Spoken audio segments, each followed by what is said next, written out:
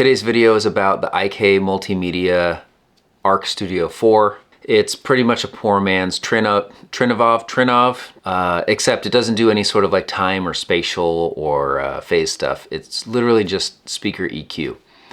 I think it's great. It's got a nice small form factor. I did measure the latency, and I measured it by putting a microphone up to the tweeter of my studio monitors.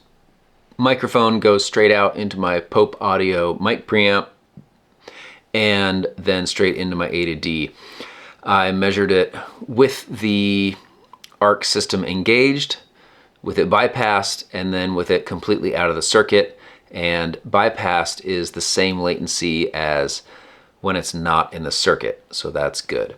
When it is engaged, it's only about 1.2, 1.3 milliseconds, which you can see here.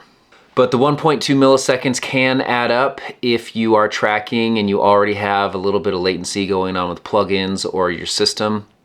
And if you're tracking really fast BPM music, just be aware of that. I'm running an HDX rig, so I don't really run into that. So 1 millisecond is plenty fine for me.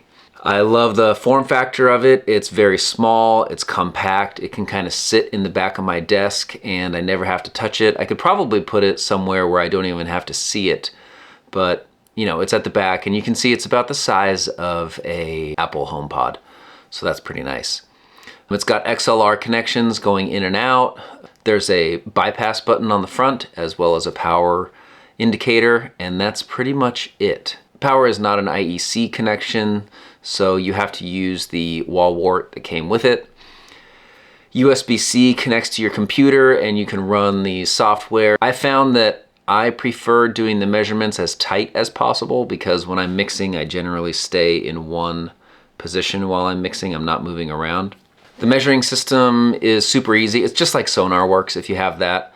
But I think the thing that makes this better than SonarWorks is you don't have to have the software. It's just a hardware connection that goes in between your monitor controller and your speakers. And I think that's great. I prefer SonarWorks for correcting headphones, but you know, I don't like having to have that software running while I'm mixing, as it's just not really for me. So this is a much more elegant solution and I never have to think about it. I checked it with my mini DSP microphone and Room EQ Wizard.